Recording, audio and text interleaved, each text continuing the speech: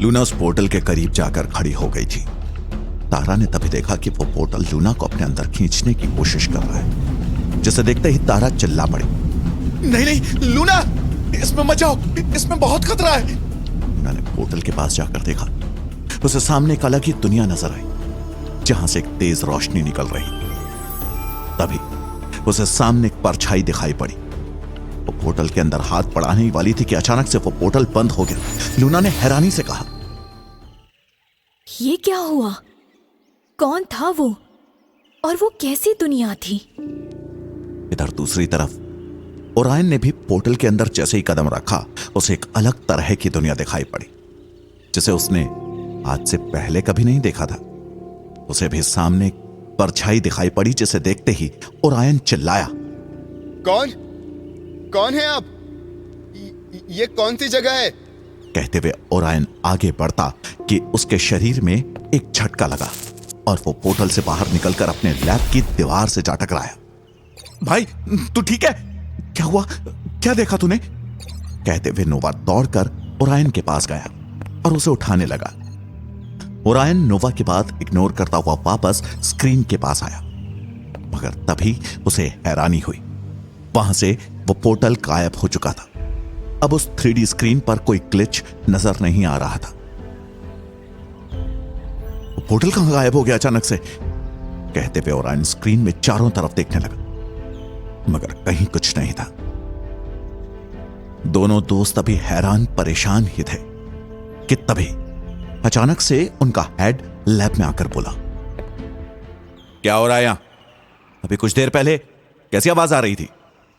Orion ने एक सांस में सब कुछ कह सुनाया, जिसके बाद हेड ने ओरायन को घूरते हुए कहा, आई थिंक मुझे यह बात काउंसिल ऑफ लॉजिक को बतानी होगी। Orion come with me. इधर दूसरी तरफ आर्केडिया में लूना और तारा सभी एल्डर्स के सामने बैठे हुए थे। लूना इस वक्त एल्डर्स को उस पोर्टल के बारे में बताने आई थी, क्योंकि वो जानती थी कि अगर उसे एल्डर्स की मदद मिल गई तो फिर वो उस पोर्टल की गुत्थी सुलझा सकती है।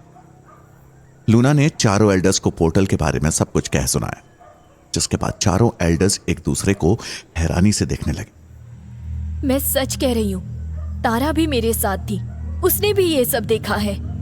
लूना ने जैसे ही कहा, चारों में से एक सीनियर ने पूछा, तुम कह रही हो कि आर्केडिया के बाहर कुछ है?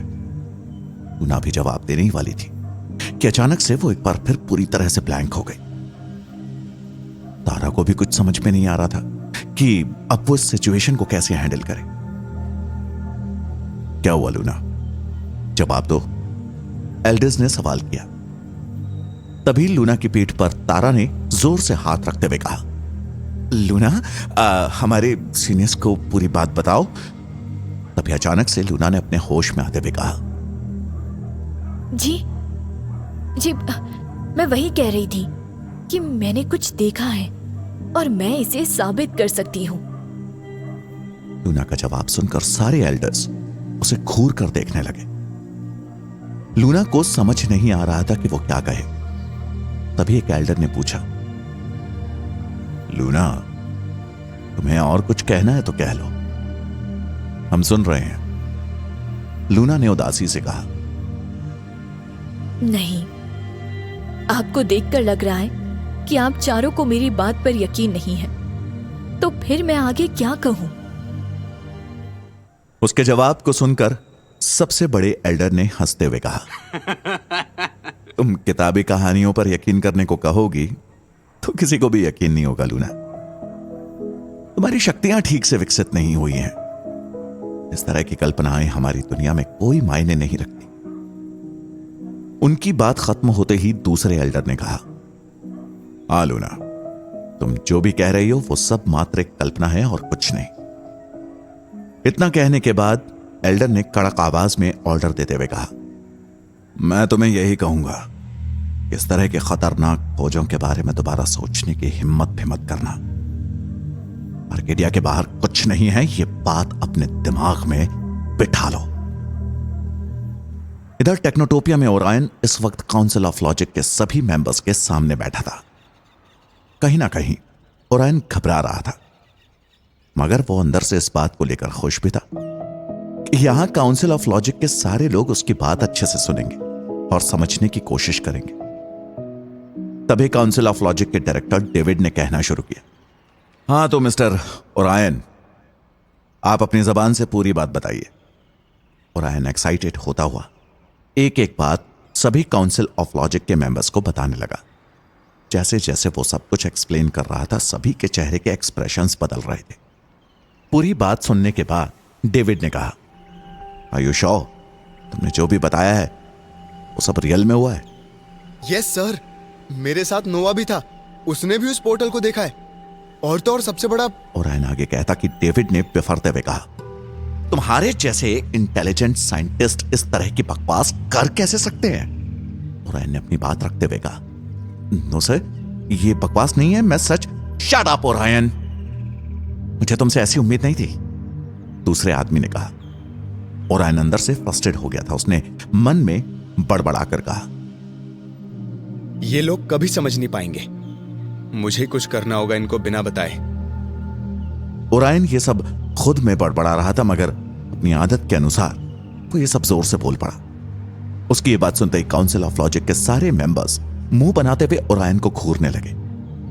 सॉरी, मेरे कहने का वो मतलब नहीं था, मगर मैंने आप सबको जो कुछ बताया वो सब 100% सच में हुआ है, ओरायन ने धीरे से कहा। उसकी बात पर दूसरे काउंसिल मेंबर ने कहा, बेतुकी की बातें मत करो ओरायन, और हां, मैं तुम्हें क्लियरली बता रहा हूं कि इस पर और काम करने की कोशिश भी मत करना, अपने दूसरे प्रोजेक्ट्स पर फोकस करो। ओरायन और लूना की हालत एक जैसी थी।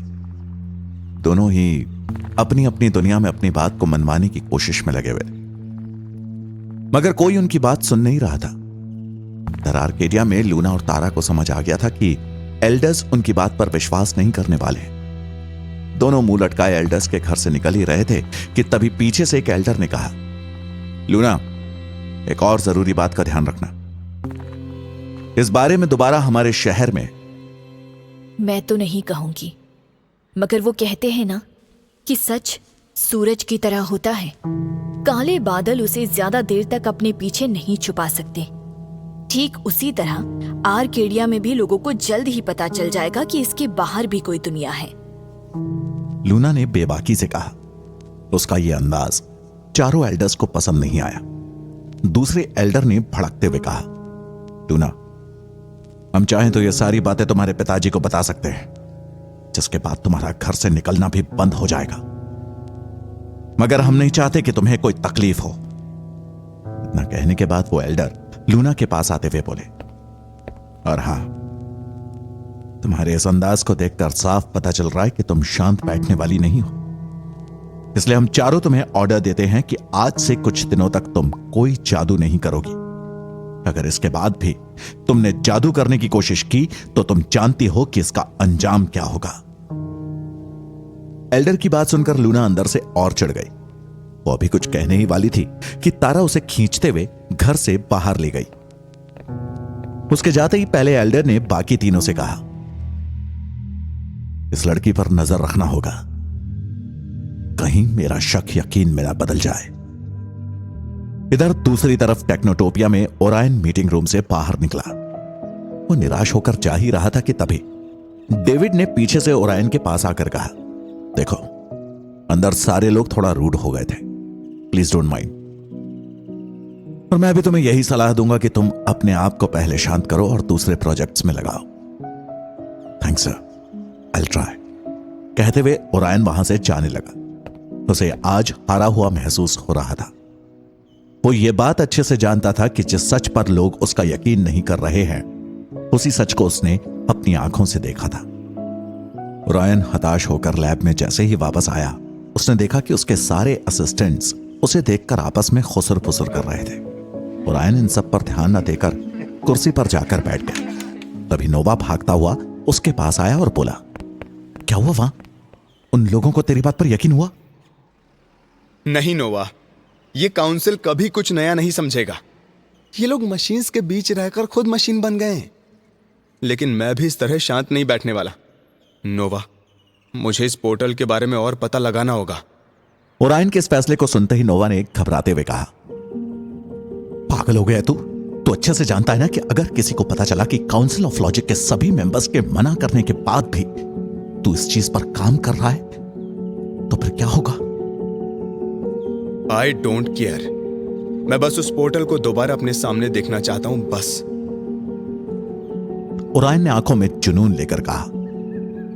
लूना और तारा एल्डर्स के घर से निकलकर सड़क पर चल ही रहे थे कि अचानक से तारा ने पूछा, तो अब तुम सब कुछ भूल जाओगी ना? किसने कह दिया तुमसे? उन्हें लगता है कि मैं पागल हूं, पर मुझे पता है मैंने क्या देखा है, और इसीलिए अब सब कुछ मैं अपने तरीके से पता लगाऊंगी। लूना के कहते ही तारा ने उसे धमकाते हुए कहा, नहीं लूना, मेरी बात मानो और भूल जाओ सब कुछ। तुम्हें पता है तुम अब जादू का इस्तेमाल भी नहीं कर सकती, तो फिर? मैंने कह दिया ना, बस। खैर तुम घर जाओ, मैं कुछ देर बाद घर चली जाऊंगी। अगर माँ कुछ पूछे तो संभाल लेना। कहते हुए लूना दूसरे रास्ते की तरफ जाने लगी। तारा को समझ नहीं आया कि इस वक्त लूना कहां जा रही। उसके पीछे जाने ही वाली थी कि लूना ने उसे घूरते हुए कहा, मैं शहर से बाहर नहीं जा रही हूँ, इतना जान लो। इसके अलावा मैं तुम्हें आगे कुछ नहीं बता सकती। अब तुम जाओ, मैं कुछ देर में लौट आऊंगी। तारा जानती थी कि लूना जब भी उदास होती थी वो अकेले रहना पसंद करती थी। इस वक्त भी उसे यही लगा। वो बिना कोई सवाल किए अपने घर की ओर जाने लगी, मगर तारा को एहसास नहीं था कि उसकी दोस्त लूना जा कहां रही है। शाम के करीब 6 बजे लूना आर्केडिया के सबसे बड़ी लाइब्रेरी के अंदर चली गई और फिर एक एक करके उस पोर्टल के बारे में हर उस किताब में ढूंढने लगी जिसके अंदर पुरानी जादुई शक्तियों के बारे में जिक्र था। लूना एक के बाद एक किताबों के पन्ने पलट रही थी, मगर उसे कहीं कुछ नहीं मिल रहा था। क्या करूं, यहां पर तो कहीं कुछ नहीं है। कहते हुए थक हार कर लूना वहां से जा ही रही थी कि तभी उसे अचानक उसके हाथ से टेबल का धक्का लगा और मोटी मोटी किताबों के बीच रखी एक पतली सी किताब नीचे गिर गई। लूना उसे बेमन से उठाकर टेबल पर रखने ही वाली थी कि अचानक से उसकी नजर किताब के कवर पर पड़ी जिसके ऊपर वैसा ही पोर्टल जैसा डिजाइन बना हुआ था। इस किताब को यहाँ बैठकर पढ़ने से कुछ नहीं होगा। क्यों ना मैं इसे उसी जगह पर ले जाऊं? हाँ, ये ठीक रहेगा। खुद से कहते हुए लूना उस किताब को अपने बैग में रखकर जंगल की तरफ जाने लगी जहां वो पोर्टल था। इधर दूसरी तरफ ओरायन अपने अपार्टमेंट के लैब में दोबारा से स्क्रीन पर सेटिंग और कैलकुलेशंस करने में लगा हुआ था ताकि वो पोर्टल खोल सके। वो सब कुछ वैसा ही कर रहा था जैसा पिछली बार उसने सेट किया। सब कुछ तो सेट कर दिया है। आई होप इस बार वो पोर्टल खुल जाए। अगर ऐसा हो गया तो फिर मैं सबका मुंह बंद करवा दूंगा।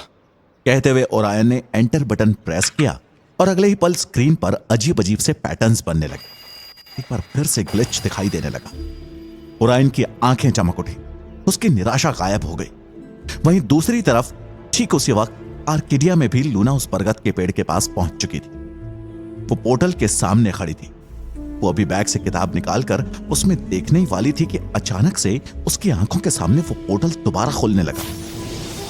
ये दरवाजा तो फिर से अपने आप खुल रहा है, वो भी बिना कुछ किए। कहते हुए लूना अलर्ट होकर खड़ी हो गई क्योंकि इस बार उसने डिसाइड कर लिया था कि वो पोर्टल के अंदर जाकर रहेगी। थोड़ी ही देर में पोर्टल पूरी तरह से खुल गया। लूना उसके अंदर जाने लगी। उसका दिल तेजी से धड़क रहा था, मगर आज वो इस दरवाजे का राज जान लेना चाहती थी। लूना जैसे ही पोर्टल के अंदर गई उसे तेज रोशनी दिखाई पड़ी जिसके बीचों बीच कोई था। उसे देखते ही लूना ने हैरान होकर पूछा, कौन है आप? कहते हुए लूना जैसे ही आगे बढ़ी उसे एक तेज झटका लगा।